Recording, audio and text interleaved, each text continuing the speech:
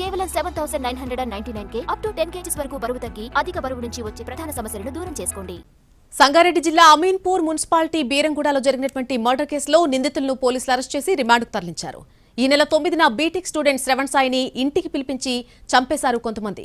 ఇంటికి పిలిచిన సమయంలో ప్రియురాలి కుటుంబ సభ్యులతో గొడవ జరిగిందని సీఐ తెలిపారు. ఆ సమయంలో ప్రియురాలి తల్లి సిరి బ్యాట్ తీసుకుని శ్రవణ్ సాయిని కొట్టింది.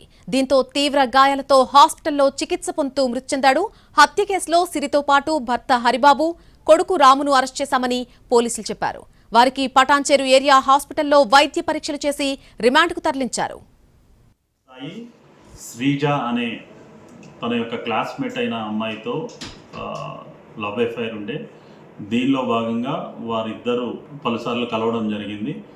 ఈవిడ 3rd month ప్రెగ్నెంట్గా కన్ఫర్మ్ అయిన తర్వాత వారి మదరు దానికి కారణమైన జ్యోతి శ్రవణ్ సాయిని ఇంటికి పిలిపించి జరిగిన డిస్కషన్లో ఆమె ఇంట్లో ఉన్న క్రికెట్ బ్యాట్తో అతనిపై దాడి చేసి అతన్ని గాయపరిచింది.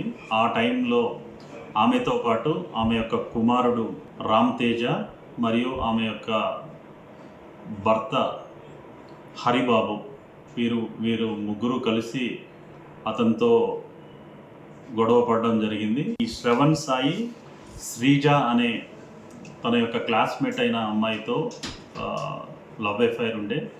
దీనిలో భాగంగా వారిద్దరూ పలుసార్లు కలవడం జరిగింది.